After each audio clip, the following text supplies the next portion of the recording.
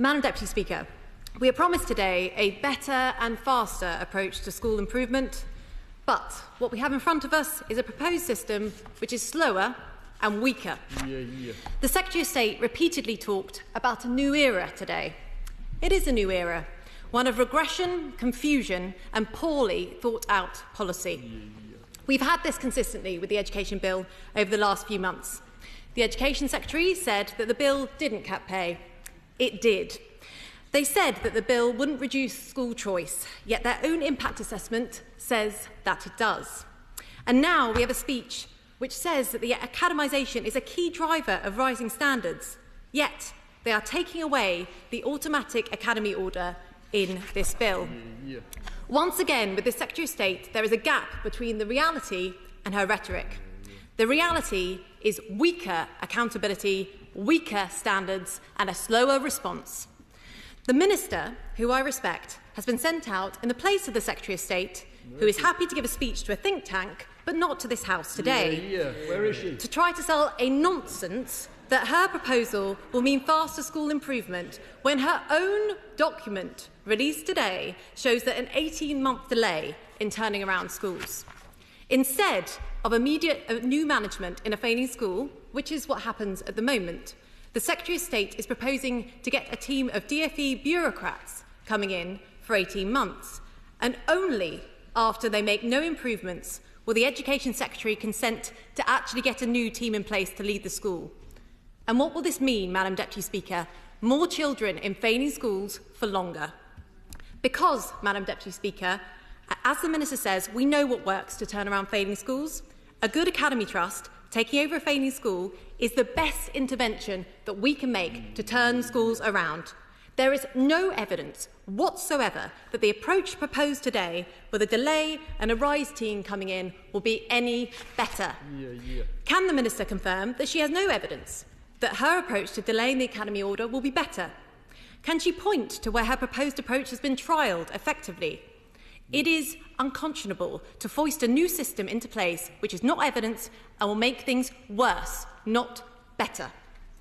And the loudest criticisms to end the automatic conversion of failing schools into academies isn't even coming from this side of the House. They're coming from the Children's Commissioner, the former Schools Commissioner, school leaders, and even Labour MPs. The government's own backbenchers have said that, and I quote, making the process discretionary will result in a large increase in judicial reviews, pressure on councils and prolonged uncertainty, which is in nobody's interests. Madam Deputy Speaker, I agree.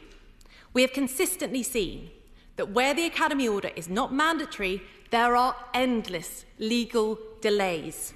Just last week, the Secretary of State revoked an academy order after the school threatened legal action. Madam Deputy Speaker, this is exactly what those who have raised concerns said would happen. It is utterly shameful. Can I ask the Minister, how many cohorts of children have to pass through a failing school before the Secretary of State will take action? How many children will they fail before they do something? Madam Deputy Speaker, academisation works. Even the government's own impact assessment of the bill admits that. But what is Labour's much anticipated grand alternative? New regional school improvement teams. And what is in the place of expert academy trusts with proven leadership taking over schools? The Minister today has talked about 20 advisors. Just to put this into context, the Harris Academy Trust alone currently have over 90 expert staff focused on school improvement. Does the Minister really think that 20 people is sufficient? How does this compare to the number of people in the department's communication team, for example? What is happening to all the schools due to receive structural intervention from the beginning of this year? Are we replacing new management with vague advice? All this is doing is creating a weaker system, uncertainty and delay, and it is children from the most deprived areas who will suffer the most. And on Ofsted, the government claims parents and teachers wanted clarity.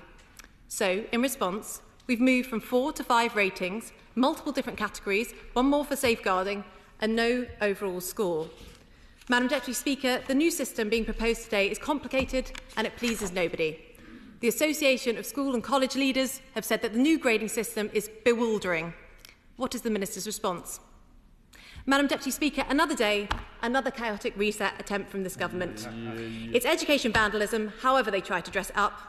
The Children's Commissioner said last week that the schools bill would leave children spending longer in failing schools. Minister, she's right, isn't she? Minister. Thank you. Perhaps the Honourable Lady would recognise the legacy her government left behind. Schools crumbling, standards falling, a lose-lose-lose SEND system and a generation missing from England's schools. It's no wonder the Shadow Minister admitted they should hang their heads in shame over their record. In little over 100 days, this Labour government has moved education back to the centre of national life. Breakfast clubs in primaries, uniform cost savings for families, nurseries for families, schools being rebuilt across the country, better pay for teachers, school report cards, developing a broader, richer curriculum, and a child poverty task force to clean up the Tories' mess. Labour is delivering a new era for school standards, overhauling school inspection and accountability, driving high and rising standards for every child in every school.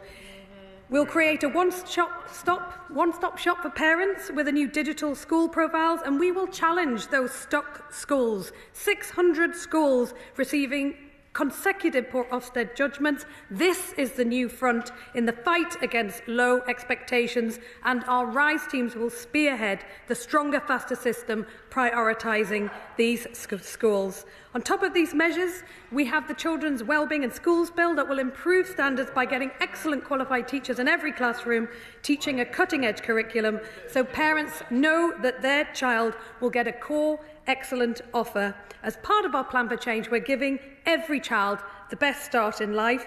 That's the difference that a Labour government will make.